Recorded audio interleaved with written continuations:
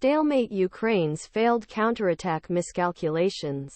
Offensive planning marked by departments. USA. Ukraine in a conference room at NATO headquarters in Brussels on June 15. Defense Secretary Lloyd Austin, flanked by senior U.S. commanders, sat around a table with his Ukrainian counterpart, joined by his Kiev aides. The room was heavy with an air of disappointment.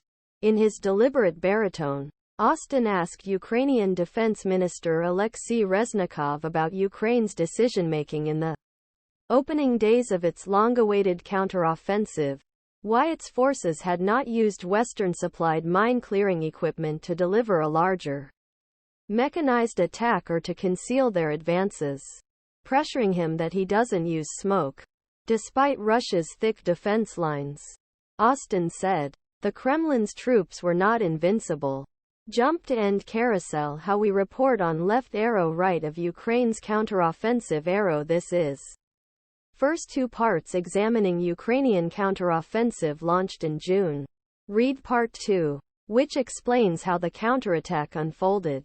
Part 1 reported by Michael Birnbaum, Karen D. Young, Alex Horton, John Hudson, Isabel Kershudian, Mary Ilyashina, Dan Lamoth, Greg Miller, Siobhan Agradi, Konstantin Kudov, Serhiy Korolchik, Ellen Nakashima, Emily Rahala, Missy Ryan, and David L. Sert. Over course of 3 months, journalists near front lines in Washington, London, Brussels, Riga, Latvia, as well as Kiev, Ukraine, spoke to more than 30 high-ranking officials from United States, European countries about military planning behind counteroffensive, its failure to achieve operations objectives, to examine how it contributes.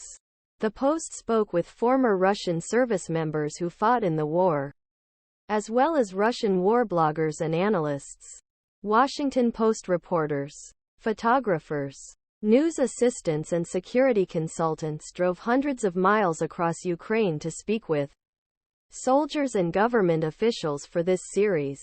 Journalists made numerous frontline visits in the Zaporizhia and Donetsk regions, including burials with combat units of Russian forces within 5 miles.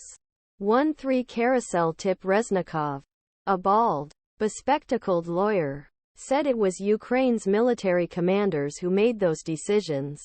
However, he noted that Ukraine's armored vehicles were destroyed by Russian helicopters, drones and artillery with every attempt to advance.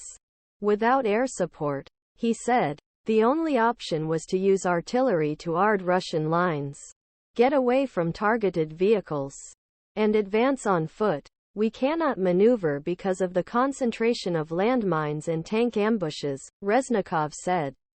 According to an official present, the meeting in Brussels, less than 2 weeks into the campaign, shows how a counteroffensive born in optimism has failed to deliver the expected punch, creating friction, second-guessing between Washington and Kiev, raising deeper questions about Ukraine's ability to retake a decisive amount of territory. As winter approaches and the front line